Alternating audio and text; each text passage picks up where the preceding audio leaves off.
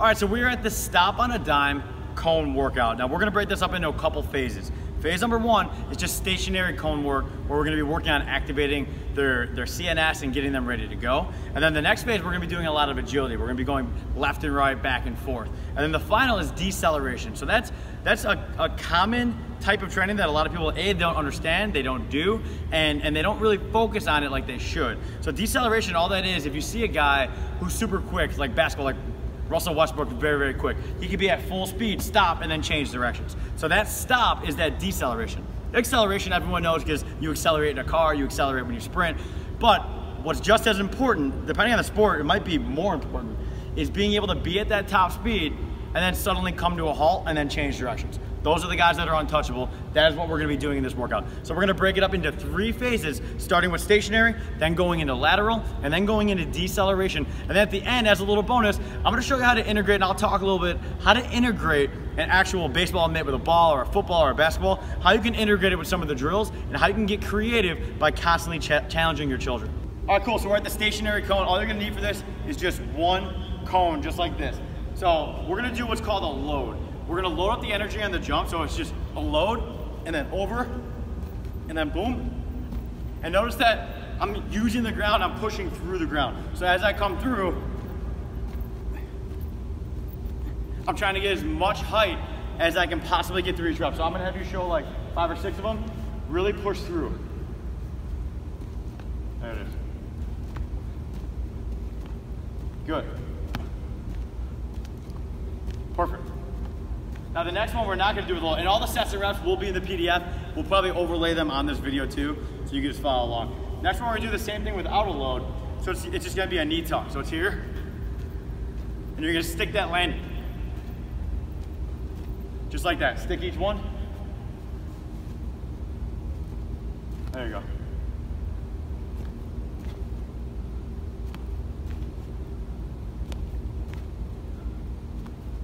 Perfect. Another thing, when he lands, you notice that you're not seeing him bang. What happens with a lot of kids, especially younger guys and girls, when they land, they're like, and they make this big bang, and that's gonna hurt their heels, they're gonna get shin splints. It's not good for their joints overall.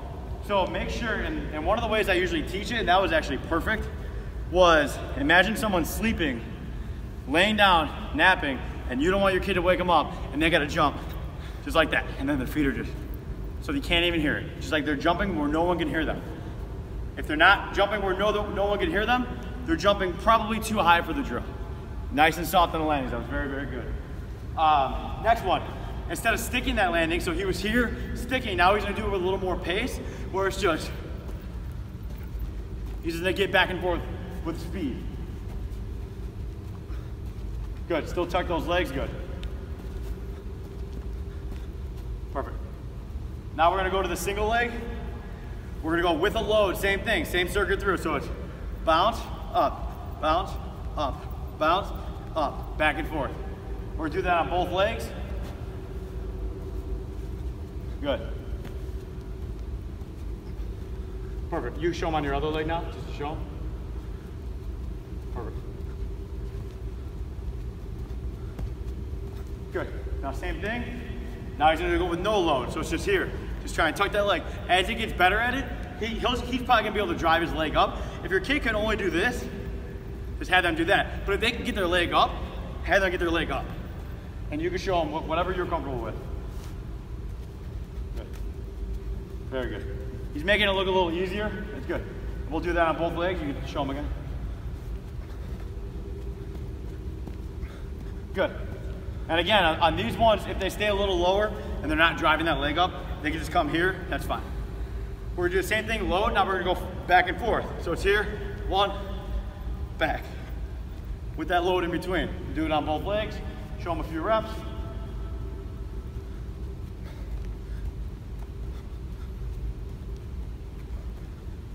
Good.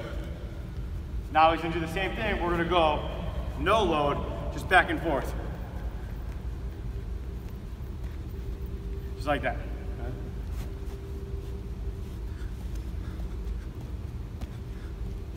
Perfect. Good. So that is the stationary circuit. You're gonna do each one on both legs. Overlaid in the video, we'll have some sets and reps. Also, as always, check the PDF. We break it all down. All right, we're gonna head over into the second phase. All right, cool. We are at phase 2 of the Stomp on a Dime workout. Now, for this, you're just gonna take your little cones and you're gonna set them about 5 yards apart. Ours might be a little shorter, at least on these first two, but you're gonna set them about 5 yards apart depending on your space. And we're gonna number them, okay? So for wherever you do these drills, whether it's your backyard, your garage, always have the numbers be the same. So in our case, we're gonna start over here. So this is number 1, this is number 2, this is number 3, and this is number 4. And this will make more sense in a little bit. We're not gonna do any numbers just yet, but just remember, there's 4 cones, we're gonna number them out. The first one he's gonna start on cone 1 right here. He's gonna start with his hand on it. He's just gonna shuffle over, touch cone 2, I'm gonna spread him out a little bit, touch cone 2, go back to cone 1. He's gonna side shuffle, touch cone 3, go back to cone 1, and then he's gonna sprint through cone 4 right here. You go ahead and show him.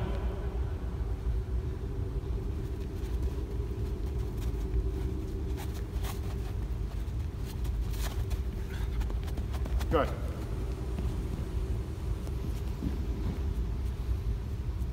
Now he can do the same thing going this way. We don't have to show you, but you could go, now he's gonna be going right. So he went left, so everything you go left, we do right.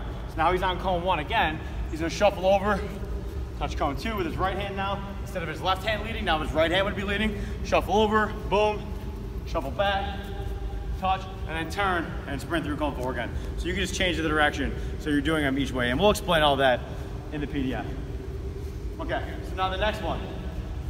Now he's gonna start here on cone 1, and I'm gonna tell him where to shuffle, and he's gonna go to that cone and then go back to 1. All right, so this one you would need a partner. So if you face me, right here, now if I say 4, he's going to 4. If I say 2, he's going to 2, and so on. And then I'm just gonna change up the direction on him, okay? So he's gonna go to the cone, whatever cone I say, and then back to home, which is number 1, all right? 2,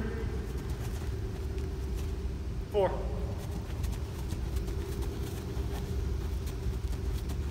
2, 3, through.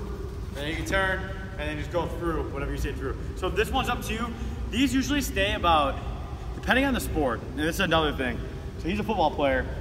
With a guy like him, if your kid does play football, keep these between 6 and 12 seconds. Maybe if you want to go a little higher, like that 15-second range, that's fine.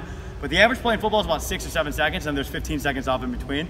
So if you want to do some conditioning, this is the style of conditioning that I like doing with football players, or for whatever sport it is. So a lot of like, basketball is like jog, jog, jump, or volleyball is like very anaerobic where they're just standing, moving a couple steps, and then they're jumping, right? So every sport's a little different, but in this case, for the football, I would give him probably 20 seconds off, and then we'd run through it again.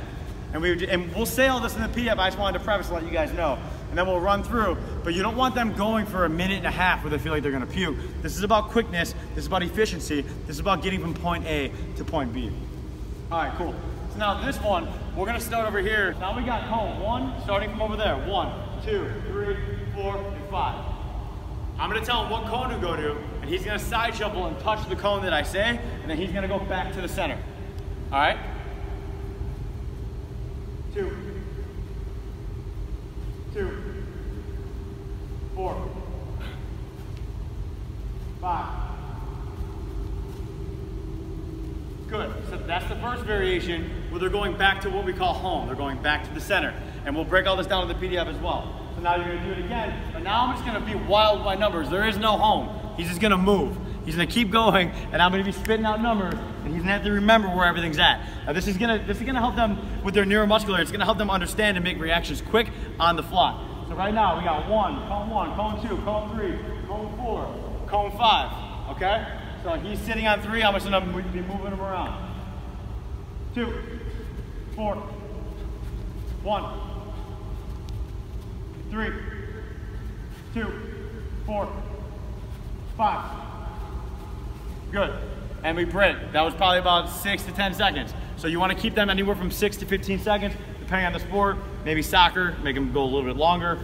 For guys like baseball, we can go towards that 6, super anaerobic. So in the PDF, we can break all that down, but just understand, speed and agility and deceleration and acceleration and changing of direction, it's not about hands on hips dying, right? It's not about killing the kid and making them feel like they can't breathe, because then they're not able to move as fast as you can. I would rather have him do 5 sets of as fast as he can go than give me 20 sets at 70%, because he's gonna be training at top velocity. He's gonna be training at the peak. So that's why we do that. So that is phase number 2. All the sets and reps and variations will be inside the PDF, and we're gonna cut away and we're gonna go into phase number 3.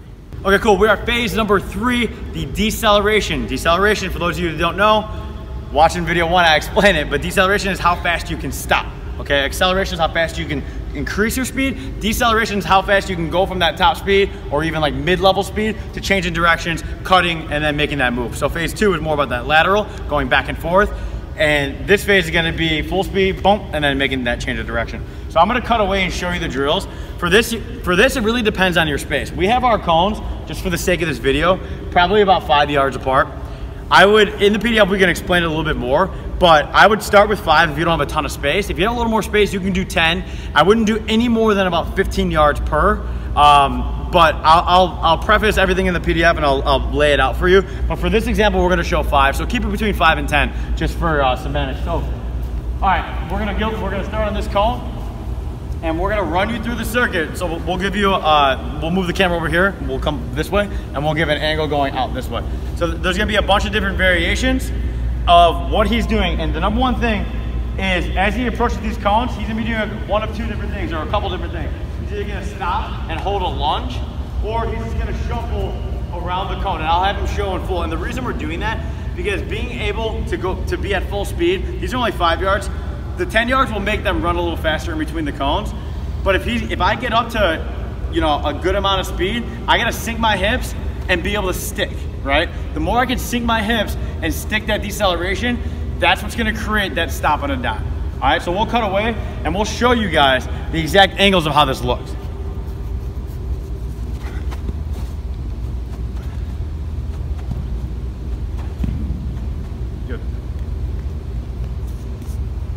You can do it coming back with your right now.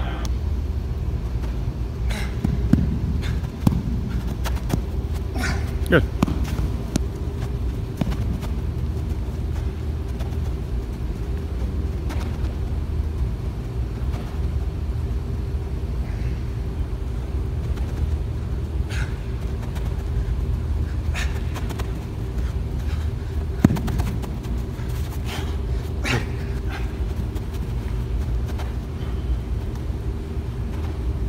Actually,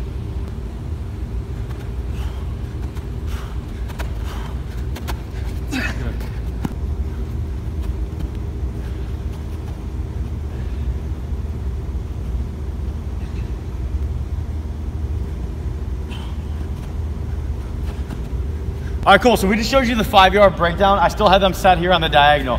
Now, if you do have more space, all you're gonna do is we're gonna run through that again. And especially the warmer climate guys, we're gonna take the cones, now we're gonna go 10 yards. And I'll show you really quickly, just at 50% of how you can, let's see, we got about 10. Right here. So now, on the first one, and just walk with me, Ryan, but we can just go back and I'll explain as we go. You can just stay in line with me and then we can zoom in on the cone. So with the first one, we were stopping. On the way there, he wanted me this right, and on the way back, he wanted this left. So if I'm gonna be jogging just like this, now we're going 10 yards, so I'm gonna be able to pick up more speed in between. Boom, boom, boom, boom, boom. We're gonna break down those hips, we're gonna stick. And then we're gonna hold, we're gonna go through the next one. Boom, boom, boom, boom, boom, stick that right. Same thing, we're gonna go, keep going. Sprint, sprint, sprint, sprint, sprint, stick. Right on that cone, hold, and then go. Same thing, and then we're gonna stick right here, make sure they sink their hips.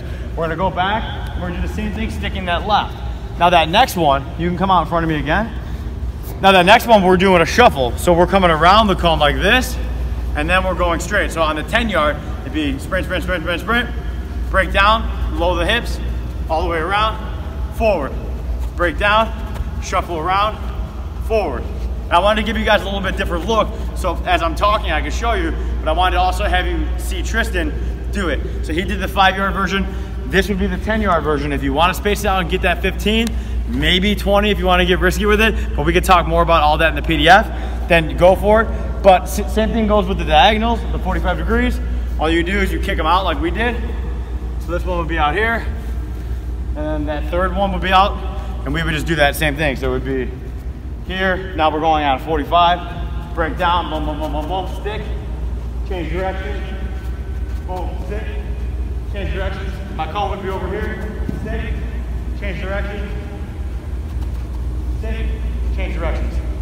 Now, if you guys have any questions, be sure, I like teaching it this way because it's easy, it's very palatable. You guys understand as I'm teaching, like I'm with you, okay? I can sit here and have 75 different camera angles and boom mics and all this stuff, but this is what's gonna make your child better, these sorts of drills. If you guys have any questions or any sort of feedback on even how we do these workouts, just hit us up. But most importantly, send us the results because your kids are gonna be breaking angles. They're gonna be stopping on dime. Talk soon, guys. Okay, cool. So I told you guys that I would show you how to integrate some sport-specific training. So whether your kid plays baseball, football, we got basketball, if they play soccer, I'm not gonna be able to show you soccer, we don't have the ball with us right now, but I'm gonna show you just how to get creative and kind of explain the methodology. So you saw the types of drills that we did. We did some lateral. Lateral quickness stuff is the easiest and best time to get, you know, that cross training in with the ball. So if you just wanna step over here, we'll start with the baseball. And in a lot of our drills, you saw us going back and forth and touching cones. So instead of going down and touching, say I'm going back and forth, so this would be cone 1, 2, and 3, right? So just for this example, and I'm starting on 2, we can just do side shuffles just like this, and go all the way over here, and go back, and I can go all the way to the other side, and work on my shuffles this way. And then he can start calling out numbers. So you can start saying, so I'm at 1, he can say where to go next. 3. So I'm going all the way to 3. 2. 3. And you can do that, and you can add the 5 cones, right? We don't have our 5 cones out here, but you can get creative in that way. So any of the movements that you're seeing us do, whether it's shuffling, and we could do it with a football too. Here, and I'll actually add a 4th cone.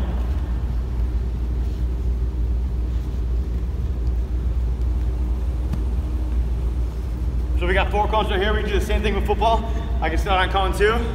4. And I can come here. 1. And I'm shuffling all the way across. 2. 3. 1.